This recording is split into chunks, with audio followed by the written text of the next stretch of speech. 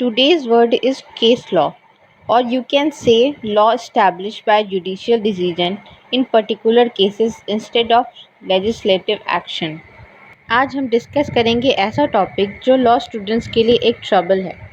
Case laws बहुत important point है आपकी और अच्छी अंडरस्टैंडिंग के लिए। Definition of case law is a collection of past legal decisions written by courts and similar tribunals in the course of deciding cases, in which the law was analyzed using these cases to resolve ambiguities for deciding current cases. These past decisions are called case laws.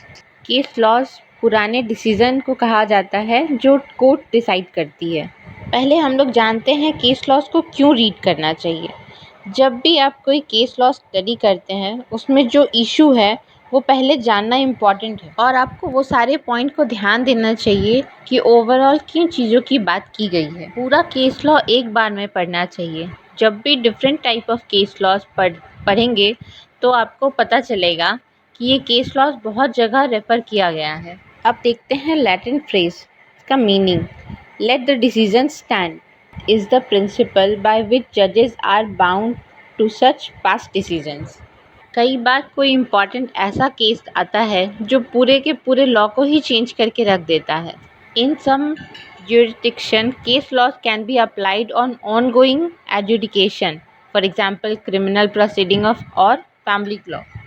एक particular case में जब हम उसकी final decision को read करते हैं तो हमें different type of case laws पढ़ने को मिलते हैं जो कि उसी से कोरिलेट करता हो या आपके नॉलेज को बढ़ाता है। जब आप केस लॉज रीड करते हैं तो आपकी थिंकिंग और ब्रॉड होता है, उससे नॉलेज भी मिलती है और इंग्लिश का वोकैबुलरी भी इम्प्रूव होता है। केस लॉज को रटना नहीं चाहिए, उसके इम्पॉर्टेंट पॉइंट को समझना चाहिए। जब आप केस लॉज पढ़ते हैं तो उसको इम्पॉर्टेंट पॉइंट को पेपर पे नोट कर सकते हैं। मेंस के पेपर में एग्ज़ाम में केस लॉज बहुत हेल्प करता है। नेक्स्ट पढ़ते हैं हम लोग meaning of case laws. Case law is law that has been established by following decision made by जजेस इन अर्लियर केसेस।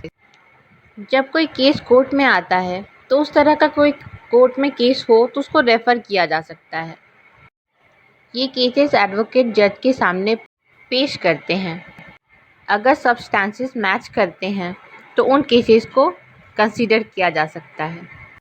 अगर कंसीडर नहीं भी किया गया तो भी जजेस उसको अपनी जजमेंट के अंदर ज़रूर लिखेंगे कि उस केस को कंसीडर क्यों नहीं किया गया, उसके बेस पे जजमेंट क्यों नहीं दिया गया।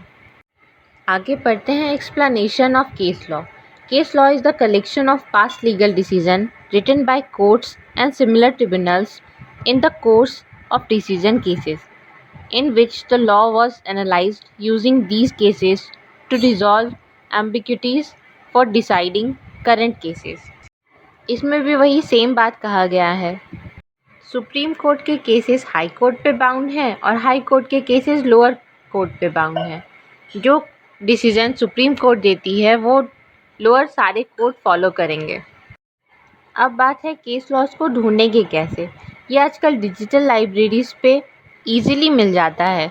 केस के टाइटल को या ईयर को या पार्टीज़ के नाम को डाल के सर्च कर सकते हैं या फिर बार काउंसिल के साइट पर भी सर्च किया जा सकता है।